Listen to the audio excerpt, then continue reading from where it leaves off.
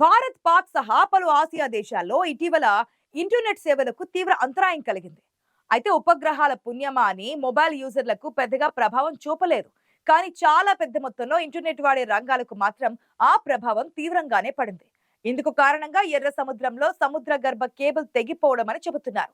అత్యంత కష్టసాధ్యమైనదిగా చెప్పుకునే ఈ వైర్లు రిపేర్ కార్యక్రమానికి చాలా సమయం పట్టవచ్చు. కాబట్టి ప్రస్తుతం ఇతర మార్గాల ద్వారా డేటాను పంపుతున్నారు. భారత్, పాక్ సహా పలు ఆసియా దేశాల్లో ఇంటర్నెట్ సేవలకు అంతరాయం కలిగింది. సముద్ర గర్భంలో ఉండే ఈ కేబుల్స్ తెగిపోతుండడం వల్ల పలు సందర్భాలలో ప్రపంచ వ్యాప్తంగా అనేక దేశాలు ఇంటర్నెట్ సమస్యను ఎదుర్కొంటున్నాయి.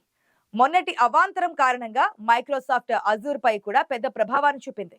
ఎర్ర సముద్రంలో వేసిన కేబుల్ ప్రపంచ వ్యాప్తంగా ఇంటర్నెట్ యాక్సెస్ లో కీలక పాత్ర పోషిస్తూ ఉంటుంది. యూరప్, ఆసియా మధ్య నడిచే ఇంటర్నెట్ లో ఎక్కువ భాగం ఈ వైర్లకు అనుసంధానించబడి ఉంటుంది. ఈ సమయంలో ప్రపంచ ఇంటర్నెట్ ట్రాఫిక్ లో 17% అంతరాయం కలిగించడానికి ఇదే కారణంగా చెబుతున్నారు. ప్రస్తుతం ఈ కేబుల్ సేవలు అందుకునే వినియోగదారులపై ఈ సమస్య ప్రభావాన్ని తగ్గించడానికి టెక్నికల్ సిబ్బంది ప్రయత్నిస్తూ ఉన్నారు. అయితే కేబుల్స్ ఎలా తెగిపోతాయో అన్న అనుమానాన్ని అనే విషయాన్ని అధికారులు ఇంకా కనుగొనలేకపోయారు. ఎర్ర సముద్రంలో జరిగిన మునుపటి సంఘటనలు తరచుగా వాణిజ్య నౌకలు వేసిన యాంకర్ల కారణంగా జరుగుతున్నాయని చెబుతూ ఉన్నారు. కానీ కొన్ని సందర్భాల్లో ఉద్దేశపూర్వక విధ్వంసం జరిగి ఉండొచ్చని అంటున్నారు.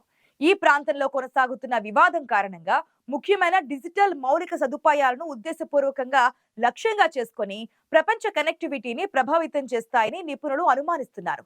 దీంతో పాటు ఎమెన్ హౌతీ తిరుగుబాటుదారులు ఎర్ర సముద్రంలోని ఇంటర్నెట్ కేబుళ్లను దెబ్బతీసే అవకాశం ఉందని ఆందోళనలు కూడా వ్యక్తమవుతున్నాయి. గాజా యుద్ధాన్ని ముగించడానికి ఇజ్రాయెల్పై ఒత్తిడి తీసుకురావడానికి ఈ చర్య తీసుకున్నారని వారు అంటున్నారు. అయితే హౌతీ తిరుగుబాటుదారులు మాత్రం దీని గురించి ఏమీ స్పందించలేదు. నిజానికి నేటి ప్రపంచం మొత్తం ఇంటర్నెట్ ను స్వాతిస్తూ జీవిస్తూ ఉంటుంది. నేటి టెక్ యుగానికి ఇంటర్నెట్ సేవలే ప్రాణవాయువులంటే అతిశయోక్తి కాదేమో. నెట్ కొద్దిసేపు మొరాయించినా లేక నెమ్మదించినా గందరగోళం తప్పదిక. ఎర్ర సముద్రంలో తెగిన కేబుల్ ద్వారానే యూట్యూబ్ వీడియో ప్రపంచ వ్యాప్తంగా కొన్ని మిల్లీ సెకండ్లలోనే బట్వాడా అవుతోంది. దూరదేశాల్లో ఉన్న మిత్రుడితో రియల్ టైంలో వీడియో కాల్ మాట్లాడడానికి ఈ కేబుళ్లే ప్రధాన కారణం. సాగర్ గర్భంలో హారన్లా వేల కిలోమీటర్లు విస్తరించిన ఈ కేబుళ్లు ఖండాలు, దేశాలు, నగరాలను అనుసంధానిస్తూ ఉన్నాయి. సముద్రంలో కల్లోలాలను తట్టుకొని వీటిని వేయడం చాలా శ్రమతో కూడుకున్న వ్యవహారం.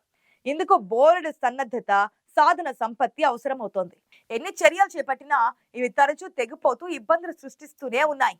ప్రపంచ వ్యాప్తంగా ఉపగ్రహాల ద్వారానే ఒక ప్రాంతం నుంచి ఇంకొక ప్రాంతానికి డేటా బట్వాడా అవుతుందని చాలా మంది అనుకుంటారు. కానీ ప్రస్తుతం దేశాలు ఉపయోగిస్తున్న సమాచారం మామూలుగా లేదు. అంతస్థాయి సమాచారం ప్రవాహాన్ని కేవలం శాటిలైట్లు భరించలేవు.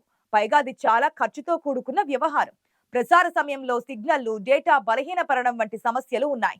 రోదసి మార్గంలో డేటాను పంపాలంటే బిలియన్ల కొద్ది డాలర్లు ఖర్చు అవుతూ ఉంటాయి.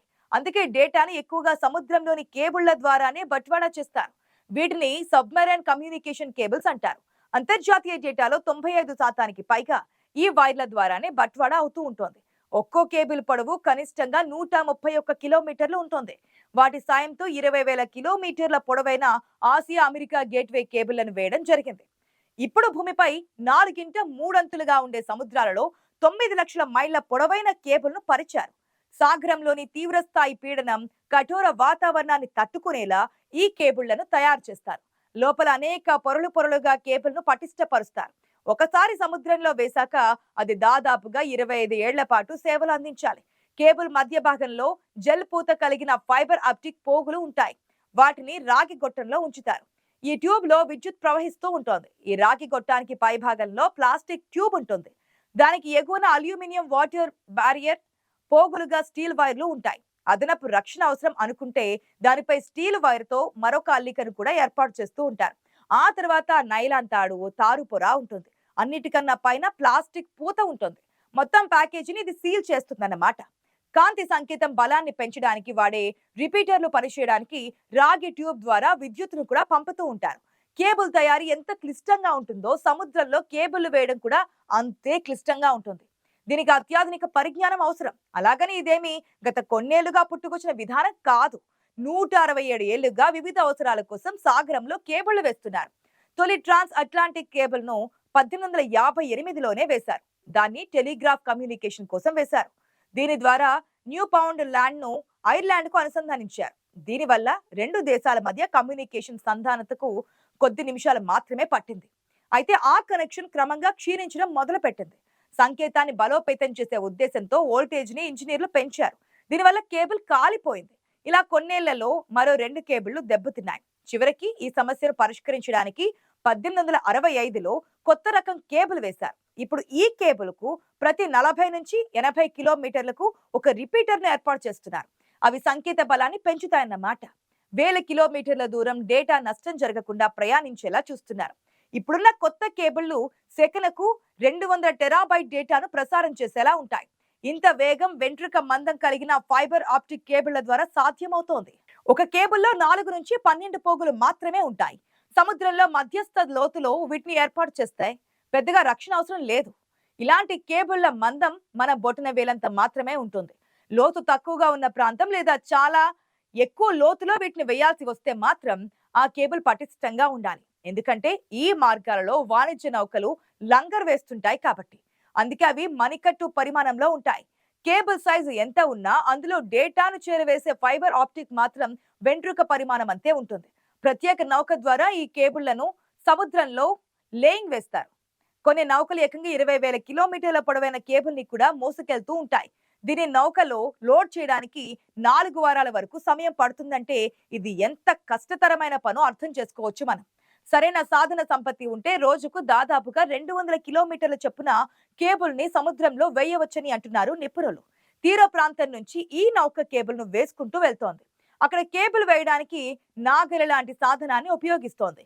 భూమిపైన ఉన్నట్టే సముద్రంలోనూ పర్వతాలు, లోయలు, పగడపు దిబ్బలు, శిలలు, భూ ఫలకాలకు సంబంధించిన ఫాల్ట్ లైన్స్ ఉంటాయి.